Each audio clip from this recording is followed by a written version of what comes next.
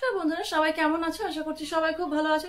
চলো আজকে নতুন একটা রিভিউ ভিডিও নিয়ে চলে আসলাম। এই গরমে পারতেছি না, পাগল হয়ে যাচ্ছি, তারপরেও কিন্তু রিভিউ ভিডিও নিয়ে আমাকে আসতেই লাগলো। তো চলো, এটা আজকে আমি রিভিউ ভিডিও করতেছি। এটা একটা বেবি হেয়ার অয়েল। আমরা কি করি, সাধারণত বাচ্চাদের মাথায় কিন্তু সবসময়ের জন্য সরষে তেল লাগানো হয়, কিন্তু সরষে তেল এত গরমের মধ্যে, এমনিতেই হট ওয়েদারের মধ্যে সরষে তেল বাচ্চার মাথায় লাগানোটা আমি বেসিক্যালি অ্যালাউ করি না। আমি আমার মেয়েকে মাথায় সরষে তেল খুব কম দিছি, খুবই মানে ফ্যাসাদে পরে আমার ওর মাথার মধ্যে সরষে তেল দিতে হচ্ছে। এমনকি ঠান্ডার দিনে পর্যন্ত আমি ওর মাথায় তেমন একটা সরষে তেল দেওয়াটা বেশি পছন্দ করি না।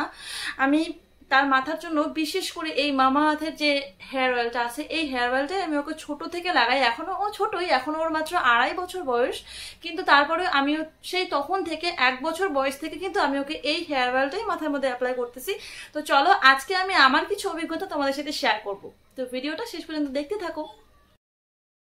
এইটা মামা আর্থের nourishing hair oil for babies with almond and avocado oil, no mineral oil লেখাই আছে। ডার্মাটোলজিক্যালি টেস্টেড, 0 to 10 ইয়ার্স, 0 থেকে 10 বছর বয়স পর্যন্ত কিন্তু যে কোনো বেবি লাগাইতে পারবে, ছেলে বা মেয়ে, এখানে কোনো কিন্তু লেখা নাই। এবং এখানটায় আছে 100 ml প্রোডাক্ট।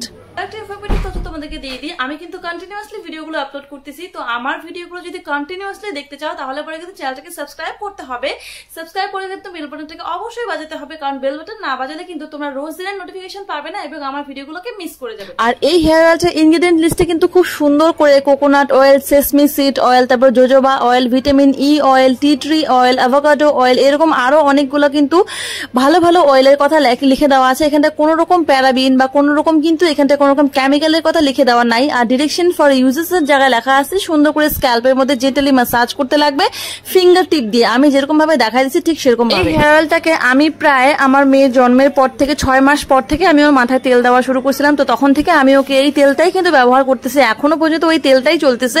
তো এখানটায় যেহেতু কোনো রকম খারাপ কোনো কিছু কেমিক্যালও নাই এবং আমার মেয়েরও মাথার মধ্যে কিন্তু তেমন কোনো খারাপ ইফেক্টও আমি দেখতে পাই নাই, তাই জন্য তোমাদের সাথে ভিডিওটা আমি শেয়ার করতে চলে আসলাম। বন্ধুরা, এইখানটায় কিন্তু প্রথমে আগে তোমাদেরকে মেক শিওর করতে লাগবে যে বাচ্চার চুল যেন পরিষ্কার পরিচ্ছন্ন থাকে। নোংরা চুলের মধ্যে তোমরা কিন্তু এই তেলটাকে কখনোই বাচ্চার মাথাতে অ্যাপ্লাই করে দিবা না। পরিষ্কার পরিচ্ছন্ন বলতে গেলে যে আগের দিন হয়তো তুমি শ্যাম্পু করছো বা সাবান দিয়ে হয়তো চুলটাকে ধুয়ে ফেলছো, তার একদিন গ্যাপ করে বা পরের দিন মানে 2 দিন পর্যন্ত কিন্তু বাচ্চার মাথা মোটামুটি কিন্তু পরিষ্কারই থাকে। তো সেরকম পরিষ্কার মাথার মধ্যে সিটি ফাটায় ফাটায় কিন্তু চুলের মধ্যে তেলটাকে সুন্দর করে অ্যাপ্লাই করে দিবা। কোনো রকম হার্মলি মানে ঘষাঘষি একদম করার কোনো প্রয়োজন নাই। ফিঙ্গার টিপ মানে হচ্ছে আঙ্গুলের যে মাথাগুলা, সেই মাথাগুলো দিয়ে কিন্তু তেলটাকে অ্যাপ্লাই করার চেষ্টা করবা। একদমই নখ লাগাবে না, নখ দিয়ে কিন্তু জোরে জোরে ঘষা যাবে না, কারণ তেল লাগানোর সময় কিন্তু আমাদের মানে বেবিদের চুল এমনিতে অনেক বেশি নাজুক থাকে, অনেক বেশি দুর্বল থাকে এবং এই পর্যায়ে তোমরা যদি চুলটাকে ঘষাঘষি করো, নখ দিয়ে চুলকাও, তাহলে পরে কিন্তু অনেক চুল পড়বে এবং বেবি কিন্তু অনেক হেয়ার লস হয়ে যাবে, বেবির চুলটা ড্যামেজ হয়ে যাবে।